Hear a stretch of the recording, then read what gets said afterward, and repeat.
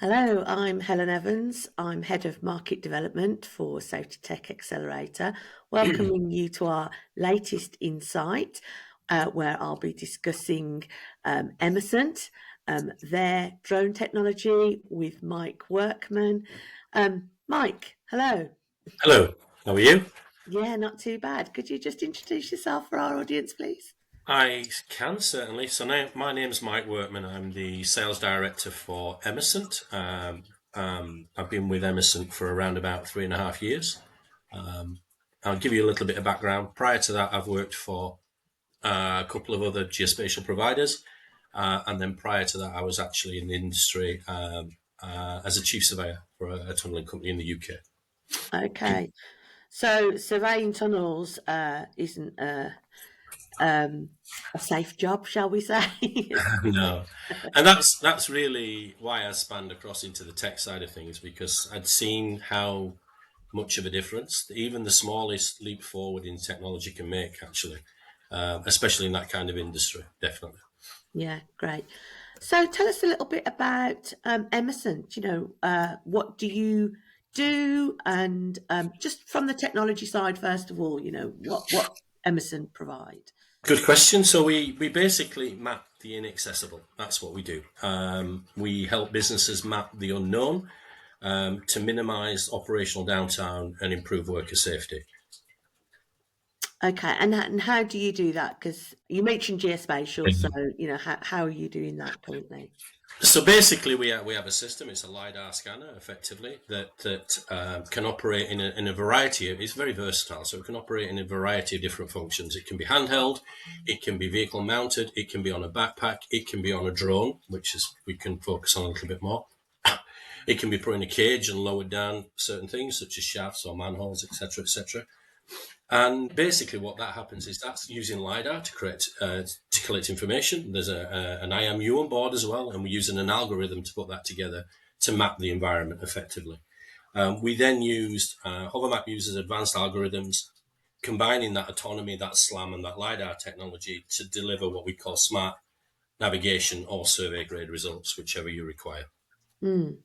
So is this just for our non-techies? So is this a way of creating a digital replication of the environment? So in those confined spaces where you'd have to send somebody, it's quite dangerous, it's quite claustrophobic.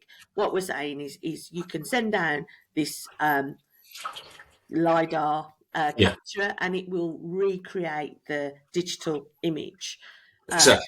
Yeah. that we can then look at without going into that Yeah, image. it creates a point cloud effectively, and then how you or what you do with that point cloud is so the collection is just one aspect of it. That's what we do, and then from that we take that information and you can create digital twins. You can look at volumes. You can look at analysis of a space.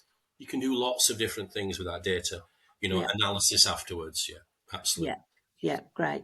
So, in that respect, a lot of our clients have, what we call confined spaces, and confined space can be a small space or it can be a large space. But once you're in it, it's Mhm. confined. So, using this technology, which isn't new, is it? LiDAR technology itself isn't new, but No, exactly. Yeah. making it available in these kind of areas is really where we're breaking ground here. So, what kind of clients, or what kind of problems do your clients have other than me just saying confined spaces where they It's think probably it's worth doing this? Yeah, it's probably taking you on a little bit of a journey of why we were created effectively, or why Emerson exists. So we were founded by Stefan and Farid back in 2018. They worked for a company called CSIRO, which is a research division of the Australian government. They worked on this SLAM algorithm in 2016, 2017. They saw an opportunity to create a system with one specific goal in mind. That was to map what we call mining stopes, which is a void effectively, and a method of mining, highly volatile, highly dangerous areas to work, as you can appreciate. So Hovermap originally was created to go in and map that space autonomously. So no need for workers to go in there, no need to access that environment, completely eliminate the risk, if you like, from from a workforce perspective, and also with the mine additional deliverables. They were doing it in a way that was incomplete data, that didn't give them a full understanding of what efficiencies they can gain by using, by maximizing the space. So Hovermap was created for that specific role, and we did with that autonomously. So we need a drone to do that. So we mounted to a drone. Our advanced algorithms enabled us to fly into that stope fully autonomously. There's no pilot, no hands on sticks. All he needs to do is literally get it above the ground, tell it where it needs to go. We use something called tap to fly. You tap on a screen and the drone will enter that and start exploring that space and then come back with the data 6-7 minutes later. So that's really why we were created in 2018. And then we had a lot of success initially with that particular product. And like anything else, our customers really pushed the boundaries of where we ended up going and what we ended up doing, and almost helped us develop really a platform. We're big in the AEC space now. So we were a mining focused company to start with, 2018, 2019, probably 2020. But as the mines had access to this tech, they were using it for other things. They were using it for above ground surface operations, for volumetrics, for doing digital twins, for analysis on their plant, if you like. And then that opened up other spaces for us in the AEC, for instance, the architecture, engineering, construction industry, where, again, we switched from drones to a handheld solution. We always had the handheld solution, but we were primarily focused on autonomy, and then turning the autonomy off and then just using it as a handheld, but also having the ability to switch back on the autonomy for such things as gas rig inspections and oil rig inspections, and even industrial inspections now. We were talking to somebody last week who's measuring industrial ovens and flying into these. So there's lots of different applications that we can go into. Yeah, I mean, a couple of things that really kind of came to mind there was the autonomy. A lot of robotics, if you like, still require somebody to be with them, quite close to them, controlling them. So we still got the hazard of the person, controlling the robotics. So the autonomy is really important in those areas. And then you mentioned kind of bringing it out of those confined areas then into construction, and then I suppose that's where you come up with difficulties with the aviation regulations, and then putting it onto a different device or handheld is what's required. Yeah, exactly. You've got the versatility. So, if you're working construction, like if you're doing a large warehouse, for instance, then we can still fly safely with all the regulations. It's when we take it outside that we have to have the CAA approvals. And again, you've got the versatility. You can vehicle mount it. So if it's a large area rapid collection that you need, then you can vehicle mount it. You can pop it on a backpack as well, so it's nice and comfortable. That works well in the construction environment as well. So you're walking around with your hands free, so you're perfectly safe from that perspective, and you can arrest your falls, etc., if you do. But more importantly, you've got it on the back, and you're collecting all the data as well. Nice and easy. And again, we're only one small element of that. The capture side is a very small element of it, and what you do with that, you're getting a lot of data that can be consumed by lots of different people. Yeah. Whether in a construction, that might be quantity surveyors, that might be looking at clash detection, that might be looking at design planning. There's lots of things you could do with the data. Yeah. And is it only LiDAR that your system collects, or are there kind of, other area, kind of, I don't know, high image videography? So yeah, we have color attached to the unit, so we have a color option as well, and we're advancing that. That's becoming more and more important for people. It's great having a LiDAR point cloud. That means a lot to a geospatial professional, but actually the non-educated would like to see a colorized point cloud. So yeah, absolutely. So we've got cameras available that can be mounted onto the system. We can use that data to either colorize the point cloud, or now we can have what we call extracted and embedded images. So you can do a virtual walkthrough effectively. It's a big demand for that at the moment. Yeah, I can imagine. So tell us a little bit more about your clients. So obviously mining is your original client, so and construction is another area that you've talked about. Do you work in any other industries currently? Wow. It always amazes me just where Hovermap does actually get deployed. We're pretty much every facet of geospatial collection is where we can work effectively. That might be, we do a lot with research and education, obviously. Mhm. We do a lot with mining clients. That's was our biggest market. We've certainly seen a growth in AEC, industrial as well. So we're seeing a lot regards warehousing, understanding spaces, and from that perspective as well. We also, construction's another big focus area for us, and that, as we just discussed about, there can be a number of different applications.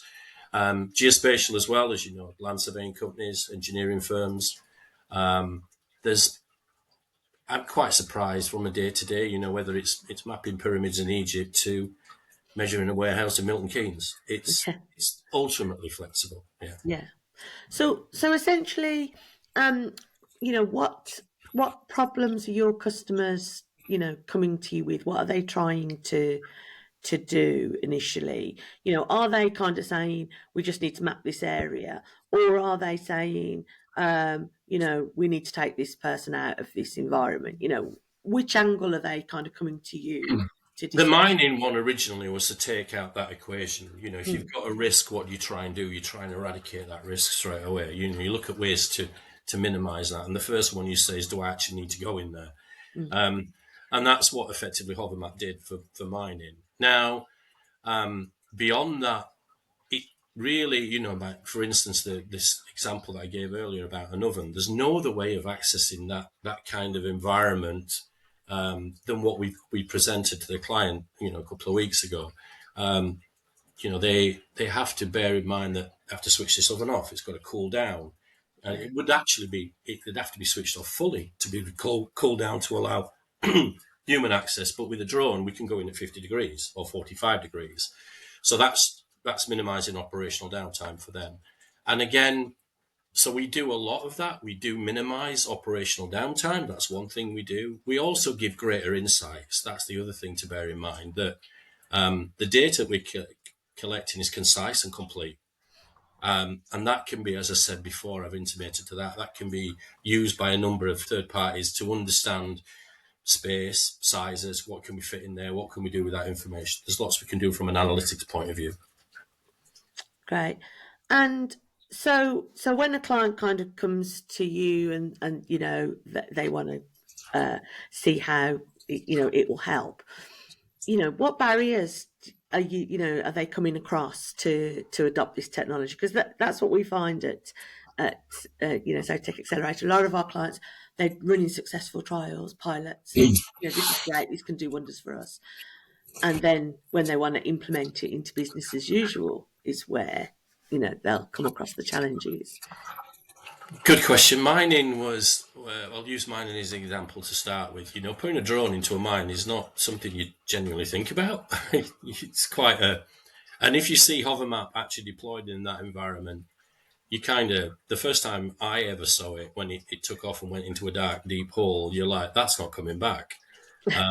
Why are we doing this? It's crazy, but it does. And the autonomy is superb on our systems. But again, it's getting that there's an awareness that needs to be out there that people don't understand what we're capable of doing these days. So we're trying as hardest to make people aware that, okay, we can't tick every single box, we can't solve every single problem, but there's quite a few where we can actually deploy Hovermap where you wouldn't think it can be deployed. There's always a barrier around costs, but we are skilled now in showing the efficiencies. So we always do, prior to any sales, we do a proof of concept. We try to understand what the client wants to achieve, and then we can basically talk them through the potential gains, obviously. And, when we get to that stage and we are doing proof of concepts and we are showing what's capable, then typically the clients do proceed because they do see the advantages of it. But it's an education thing. It's our job to try and educate the industry what is possible. Like I said, we can't tick every box, but we do try. Yeah. So essentially, when you do your pilot, you're not just looking necessarily at the safety case. You're saying that there are other gains that you're looking to capture, Yeah. and It's that, efficiencies, yeah. and because that is what's going to put, make the business case easier, is Yeah. if we It's a talk. double-edged sword. If we can cover the safety aspect and eradicate that risk, and then also give greater insights and greater analytics into whatever the client's measuring, then that's a double win for everything, really. Totally, I totally agree with you. Should safety be enough to, should it be enough of a driver to? I would say yes, Yeah, definitely. yeah, me too. It should stand alone be the priority thing. If we can, as I said earlier, what's the biggest? Do I need to go into that space? Do I actually need to do that? Do I need to put my personnel at risk when there's other technology out there that will do it? Okay, admittedly at a cost, but yeah, it should be front and center every time, really.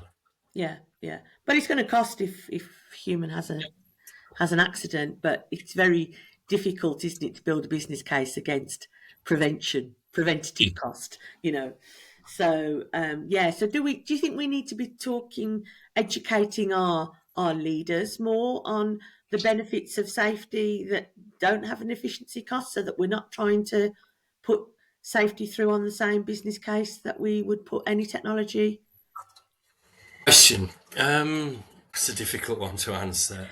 Probably because you've got other gains. Yeah, you're finding Yeah, other gains. It's probably not as um, but I do think there is probably an educational piece for the boardroom, or to educate our functional leaders, to feel that, empower them that safety should be enough of a reason. right.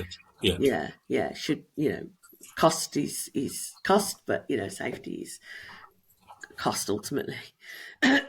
Yeah, That's the advantage with the system that we have. You're ticking both boxes. So you are doing the safety aspect, but you're also gaining greater insights into the data that is captured.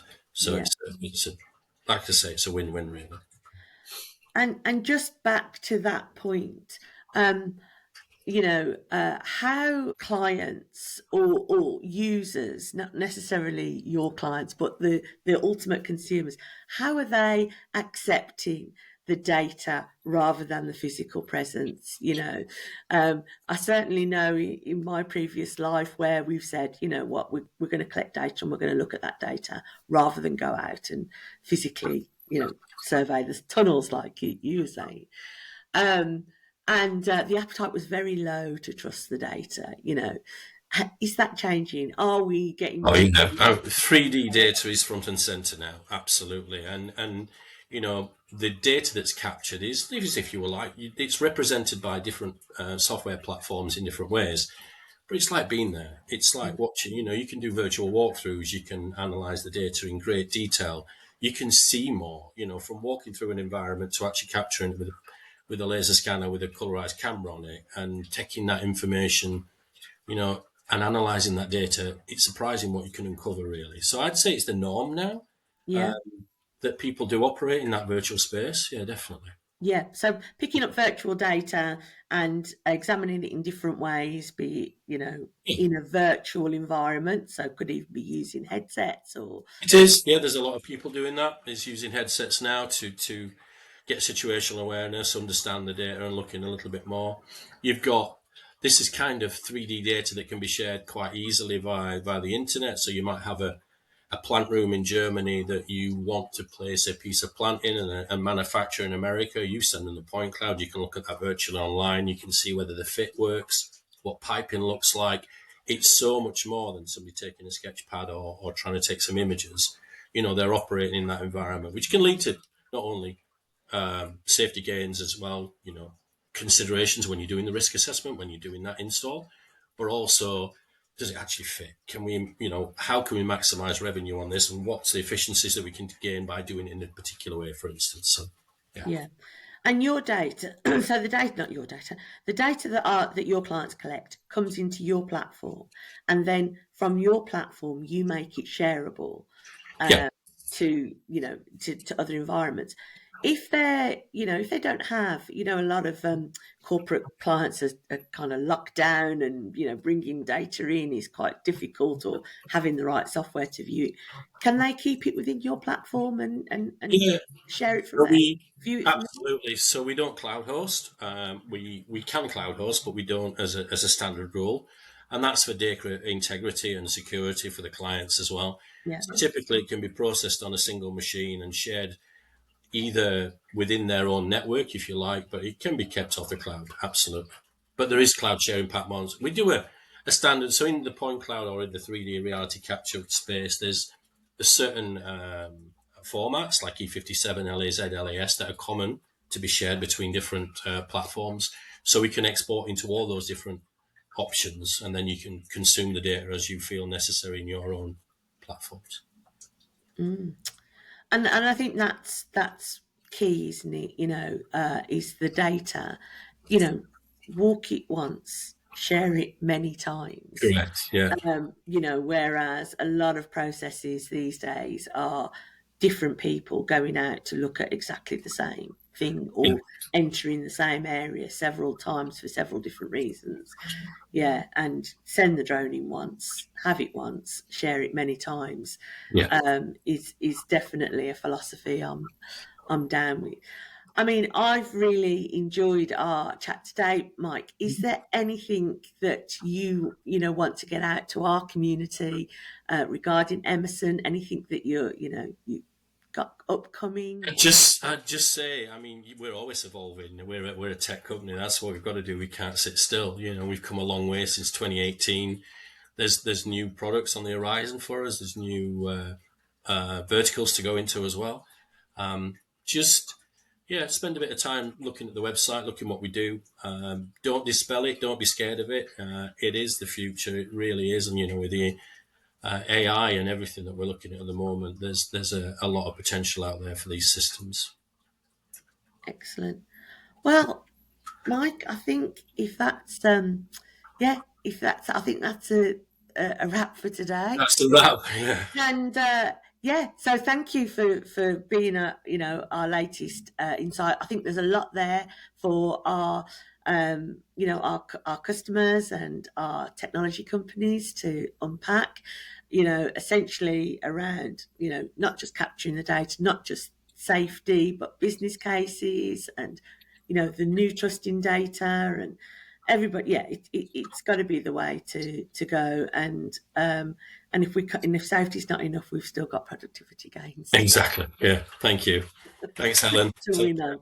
So thanks ever so much for your time, Mike. Thank you. Cheers. Bye bye. Thank you. Bye.